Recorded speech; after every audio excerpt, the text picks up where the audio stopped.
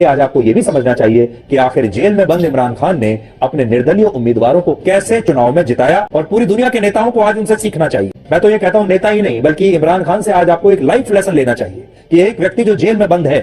जिसे अब तक टूट जाना चाहिए था, हार मान लेनी चाहिए थी, वो आदमी ना तो टूटा और ना ही उसने हार मानी, और उसने तय किया कि वो लड़ेगा क्योंकि वो एक फाइटर है। उन्होंने जो चुनाव प्रचार किया, इसके लिए उन्होंने आर्टिफिशियल इंटेलिजेंस का सहारा लिया। आपको जानकर हैरानी होगी कि इमरान खान ने जेल में रहते हुए लगभग उतनी ही रैलियां की जितनी रैलियां नवाज शरीफ ने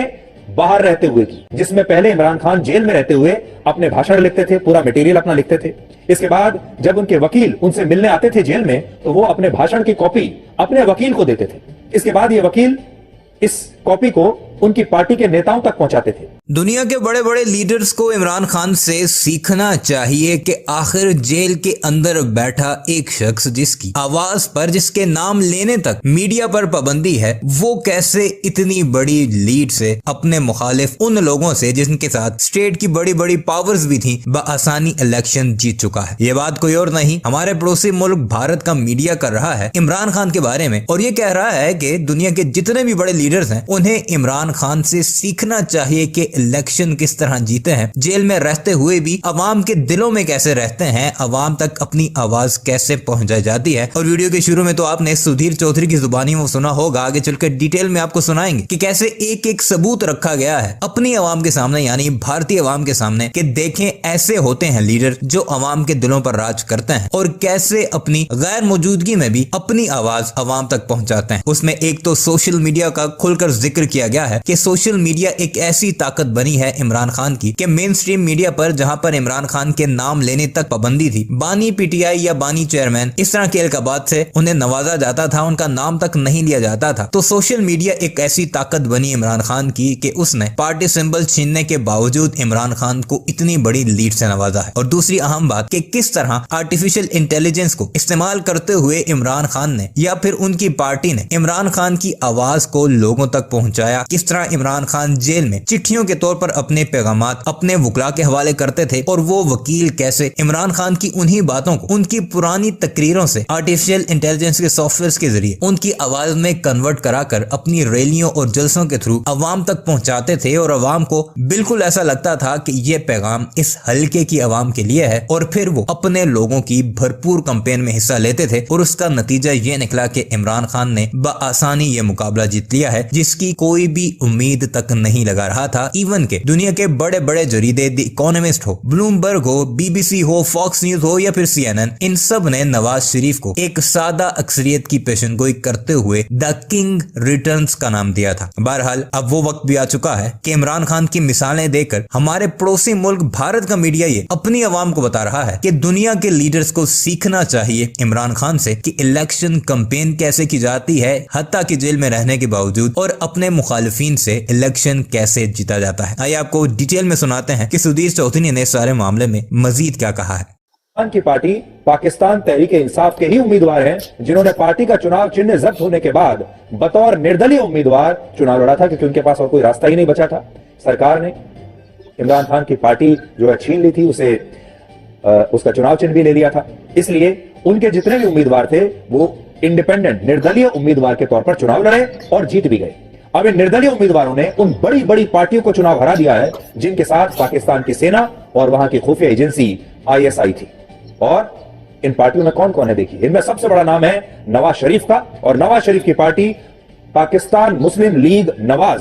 उसे 64 सीटें मिल रही हैं, वो दूसरे नंबर पर है। बिलावल भुट्टो की पाकिस्तान पीपल्स पार्टी को अब तक 50 सीटें मिली हैं और वो तीसरे नंबर पर है। और सबसे बड़ी बात यह है कि अगर नवाज शरीफ और बिलावल भुट्टो की पार्टी के बीच गठबंधन हो भी गया, ये दोनों मिल भी जाएं, तब भी पाकिस्तान में उनकी सरकार बन नहीं पाएगी, क्योंकि वहां सरकार बनाने के लिए 169 सीटें चाहिए होती हैं, जो अभी इन दोनों पार्टियों के पास मिलकर भी नहीं है। 169 का जो आंकड़ा है वो चाहिए सरकार बनाने के लिए, जो कि नवाज शरीफ और बिलावल भुट्टो के पास नहीं है, क्योंकि बीच में इमरान खान आ गए। और ऐसा लगता है कि पाकिस्तान की जनता इस बार जाग गई है, और वहां के लोगों ने यह बता दिया है कि उन्हें अपनी सेना का कोई डर नहीं। और ये पाकिस्तान के लोकतंत्र के इतिहास में एक बहुत बड़ी ऐतिहासिक घटना मानी जाएगी। आपको जानकर हैरानी होगी कि इन चुनाव में नवाज शरीफ की पार्टी के उम्मीदवारों को जिताने के लिए पाकिस्तान की सेना और ISI लगातार सर्वे करवा रहे थे। इमरान खान की पार्टी का आरोप है कि 55 सीटों पर उनके उम्मीदवारों को साजिश करके और धांधली करके हराया गया है। हालांकि इन साजिशों के बाद भी पाकिस्तान में 100 सीटों पर इमरान खान के समर्थक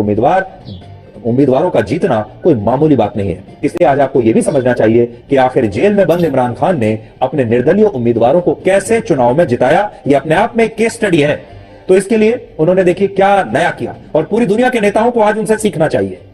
मैं तो ये कहता हूं नेता ही नहीं बल्कि इमरान खान से आज आपको एक लाइफ लेसन लेना चाहिए कि एक व्यक्ति जो जेल में बंद है, जिसे अब तक टूट जाना चाहिए था, हार मान लेनी चाहिए थी, वो आदमी ना तो टूटा और ना ही उसने हार मानी और उसने तय किया कि वो लड़ेगा क्योंकि वो एक फाइटर है। और देखिए जेल में बैठे बैठे उन्होंने जो चुनाव प्रचार किया, इसके लिए उन्होंने आर्टिफिशियल इंटेलिजेंस का सहारा लिया, लेटेस्ट टेक्नोलॉजी का सहारा लिया और उनकी जो कैंपेन थी वो बहुत हाई टेक कैंपेन थी। आपको जानकर हैरानी होगी कि इमरान खान ने जेल में रहते हुए लगभग उतनी ही रैलियां की जितनी रैलियां नवाज शरीफ ने बाहर रहते हुए की। फर्क बस इतना था कि इमरान खान की रैलियां आर्टिफिशियल इंटेलिजेंस की मदद से होती थी, जिसमें पहले इमरान खान जेल में रहते हुए अपने भाषण लिखते थे, पूरा मटेरियल अपना लिखते थे। इसके बाद जब उनके वकील उनसे मिलने आते थे जेल में तो वो अपने भाषण की कॉपी अपने वकील को देते थे। इसके बाद ये वकील इस कॉपी को उनकी पार्टी के नेताओं तक पहुंचाते थे और उनके नेता जो हैं वो आर्टिफिशियल इंटेलिजेंस की मदद से इमरान खान की आवाज में, एक इमरान खान की नकली एआई से तैयार की गई आवाज में एक ऐसा भाषण तैयार करते थे जो सोशल मीडिया के साथ पार्टी के नेता हर संसदीय क्षेत्र में लोगों को बाद में जाकर सुनाते थे। मैं बड़ी स्क्रीन पर आपको दिखाता हूं, देखिए कैसे चुनाव प्रचार होता था। आप एक एक करके देखिए। इमरान खान पहले नोट्स बनाते थे जेल में, उसके बाद अपने वकीलों को देते थे जेल से, वकील जो है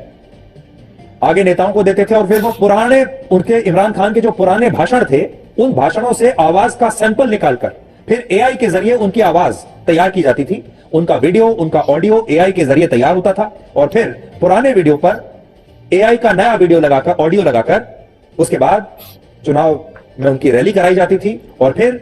आर्टिफिशियल इंटेलिजेंस की मदद से एक नया ऑडियो और वीडियो तैयार किया जाता था और वही लोगों को सुनवाया जाता था और सोशल मीडिया पर पोस्ट किया जाता था। इस तरह इमरान खान की मौजूदगी आर्टिफिशियल इंटेलिजेंस की मदद से लगातार चुनाव में रहती थी। और सबसे बड़ी बात यह है कि आज अगर इमरान खान के समर्थकों को पाकिस्तान में इतनी बड़ी जीत मिली है तो इसका कारण मेन स्ट्रीम मीडिया नहीं बल्कि सोशल मीडिया है। तो इससे यह बात समझ में आती है कि वहां के जो लोग हैं उन्होंने न्यूज चैनल्स इमरान खान को नहीं दिखा रहे हैं, अखबारों में इमरान खान के बारे में कुछ नहीं छप रहा है, कोई फोटो नहीं छप रही है, लेकिन इसके बावजूद सोशल मीडिया की इतनी बड़ी ताकत है और उसी ताकत का इस्तेमाल इमरान खान ने किया और वो लोगों तक पहुंच गए। और ये दुनिया भर में जो नेता हैं उनके लिए भी एक केस स्टडी है। और बहुत सारे लोग जो समझते हैं कि आजकल बड़ी बहस चलती है main stream media versus social media, इससे आपको यह भी समझ में आएगा कि सोशल मीडिया की ताकत कितनी लगातार बढ़ती जा रही है। और अब दुनिया भर में हर देश में जो चुनाव होते हैं उनमें सोशल मीडिया का रोल और ज्यादा बड़ा होता जा रहा है। इमरान खान ने एक बार फिर साबित कर दिया है कि वो एक फाइटर है और उनके जीतने का जुनून आज भी कम नहीं हुआ है, आज भी उतना ही है जितना क्रिकेट के मैदान में